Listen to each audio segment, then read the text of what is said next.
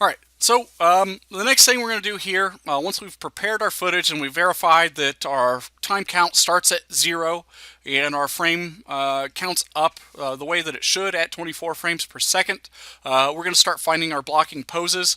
If you find that your footage is off, if it doesn't start at frame 0 like this, you're going to want to go back and correct your footage. So again, that it is at the right frame rate, it starts at frame 0, and we can go from there. Again, we don't want to have to start calculating and figuring out, if my footage starts at frame 126, that equals frame 1 on in Maya. We don't want to have to sit there and try to do those conversions throughout the whole animation. We want them all to correlate to one another. So frame 0 here, or if we're on frame 0 here, it should be frame 0 in Maya. So once we get this set up, we'll start figuring out what our key extreme poses are. Now, I would recommend having some type of text document you can readily access to record these. I'm going to use Notepad.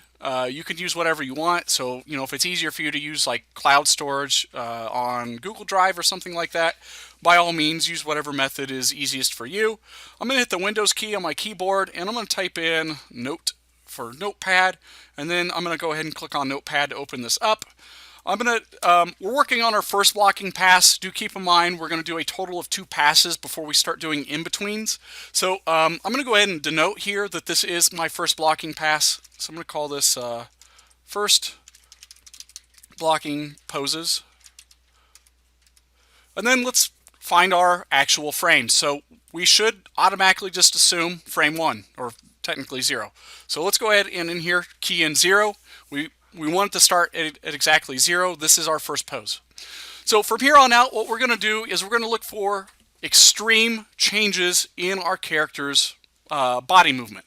So any extremes that are made, we're going to make that a key pose, and that'll be part of our initial pass for poses. Now, this one's actually a little more difficult, or it's at least different from what we've looked at in the past. A run and jump is something that's a little easier to do or to plan for. Let me see.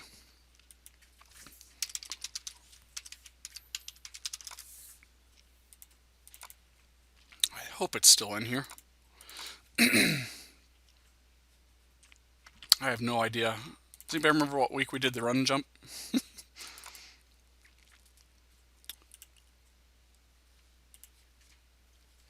So, something like this, a walk cycle or a run and jump, it's really easy to find your key extremes because it's your contacts.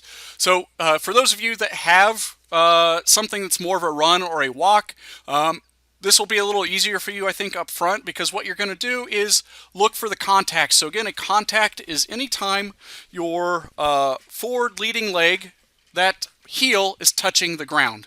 So this first pose here would be considered a contact. As we scrub through this, my next key pose would be the next contact. So I would scrub forward, and my next key pose would be probably frame, I would either call it frame 11 or frame 12. But again, that foot is not completely flat to the ground yet. The heel is touching for that contact. So do keep that in mind. Your key poses, especially if you have a run and jump or some type of walk cycle where your character is making those extreme movements, I would make just your contact poses your key poses. And then let me see if I come to a stop here. I sure don't. Let me...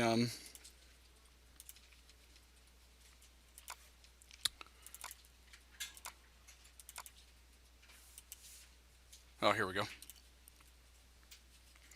Yeah, so this one, frame 20 would be my contact. So that would be a key pose because that heel is just now touching the ground. Anything that's sort of anticipating. So, in this case, I'm anticipating the jump. So I do have this contact, but then I built in a pose here. This would probably be a key pose here. We have a key extreme, but we're also anticipating the jump. So again, just kind of keeping these things in mind as you're animating. Now, for this last one, my foot doesn't ever really contact on the heel for this last pose. So this last pose, I would just make it when that foot is flat to the ground. So just kind of keep that in mind. We're looking for extreme differences in our character's performance. And if we have more of a run or a walk, we're looking for those heel touches or our contacts to make our key poses for our first block. Now with Lauren here, it's a little different because she doesn't really step or make any real foot changes. So this is kind of interesting. So she goes from this pose here where that right leg is back here, and then it slides across. So I would actually consider part of this, so from here to here, a contact, even though that foot never lifts. And then from here to here, a contact.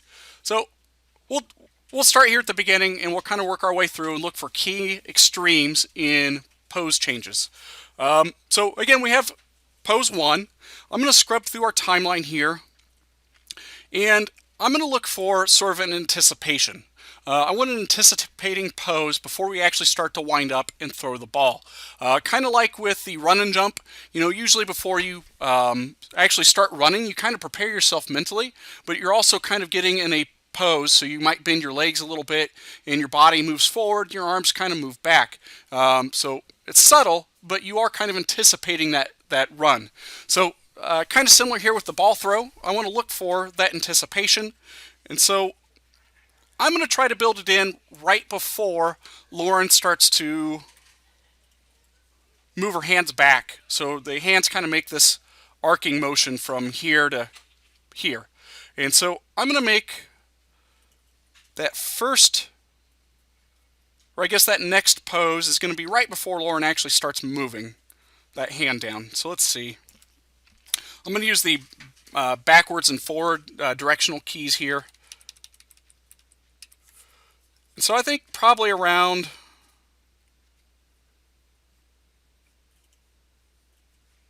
frame 15. I'm going to make frame 15 my next key pose for my first blocking pass.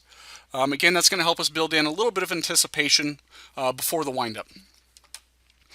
And then just kind of looking at the rest of the movement here. So I'm going to scrub through this to see what Lauren is doing with her body and looking at sort of extreme differences. So really the next extreme,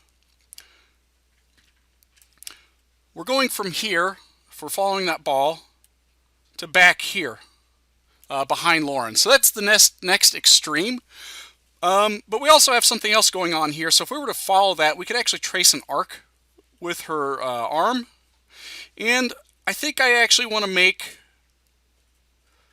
sort of the in-between in that these two poses a key pose as well. Because if we look at the hands, there's kind of we've got this thing going on here where the hands are cupped and holding the ball.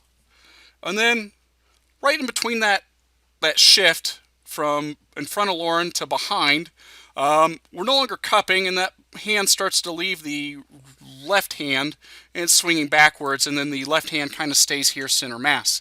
So I'm going to build in two key poses here for that transition. So I'm going to look for a point where we're halfway in between and before that ball leaves the left hand. So we're still cupped. I'm going to call it frame 30. So I'm going to go ahead and here in the blocking poses, I'm going to key in frame 30 as my next pose. And then for the next extreme, I'm going to look for when that arm, the right arm, is the furthest back.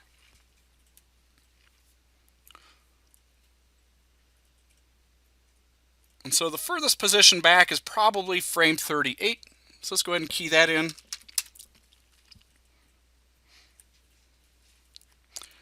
Now I also want to look at Lauren's feet.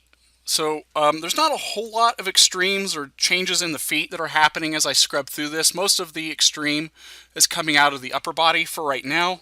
But I think after frame 38, that's where things start to change. So let's see.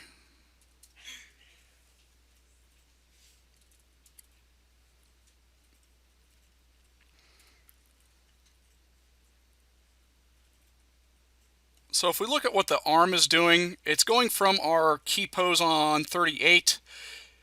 It comes up a little bit, so we're getting ready to propel that ball forward to throw it.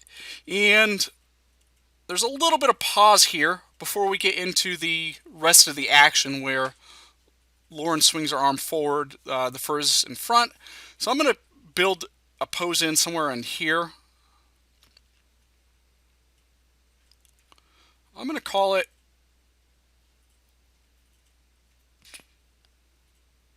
frame 43.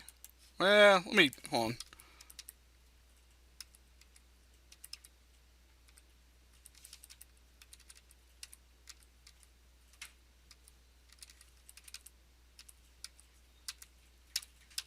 Yeah, I'm going to do frame 43.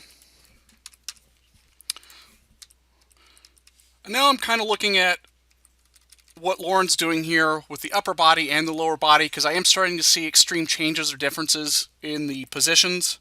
So she starts to twist her right leg and also bring that, that arm forward.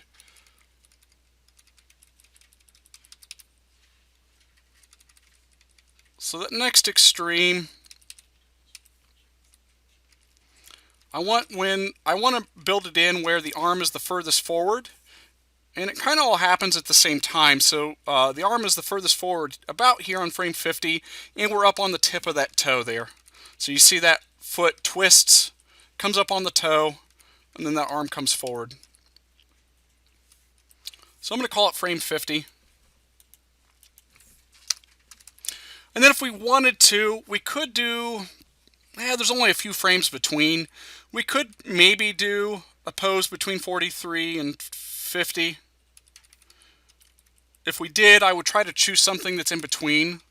So if we were to draw an arc here, looking at the hand, we could trace an arc going across from this position to this position. So halfway in between would be somewhere right in there. So if you wanted to, it wouldn't hurt to maybe do one pose in between those two. So let's maybe do 48 there. And then let's look for the next extreme, which might be,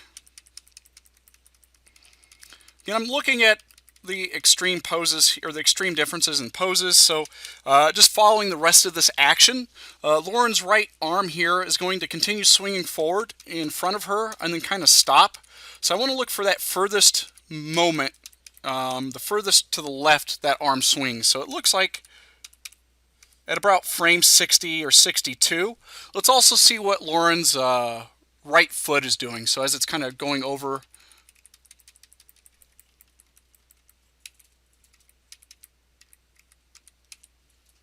I'm going to call it frame 62 because it seems like both of these actions, so the left or the right arm swinging to the left and then that back leg pivoting over, it seems to kind of come to a stop there. So let's call it 62. Oh, not 60. And then let's see. So at this point it gets a little easier because now we're just looking at a contact. So this contact is a little different than, the examples I was showing you with the walk cycle and the run and jump. Lauren, it looks like contacts with the tip of her toe instead of the heel. And so it looks like that contact is probably somewhere around frame 74 or 75. I'm going to call it 75. And then, what's the next extreme? So the next extreme is really Lauren looking at the camera here. So she's doing a twist with her body, acknowledging the camera, and then lifting up on the toe of her left foot. So let's go ahead and make frame 86, the last frame, our last key pose. Now again, with this is Emma's footage. With this, she's going to have to make up some information because if we were to leave it like this, it's going to end abruptly and it's going to look a little strange having Lauren or the animation end on this particular pose. So Lauren's actually getting ready to lift that left leg, and most likely it's going to go into a resting pose where this will become another contact. So I would guess if it took Lauren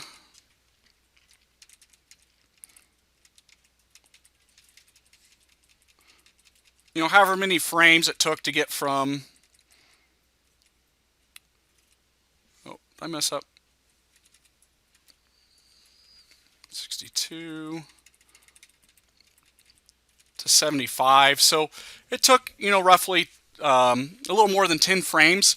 Odds are, that next contact is probably going to be another 10 frames or so. So she's going to have to make up this information to make this a little more interesting, and so we go into a relaxed resting pose where that left leg comes forward and both feet are planted and the arms are comfortably resting to our character's side.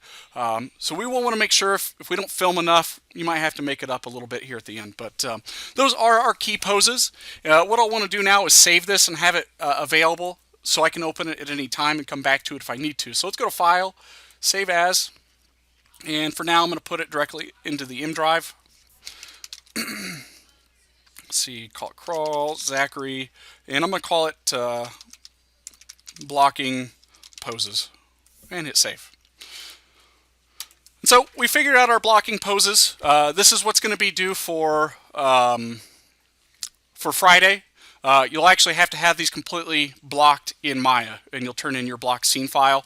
I'm going to stop here, and in the next video I'm just going to show you real quickly how to set up your scene and prepare it for animation.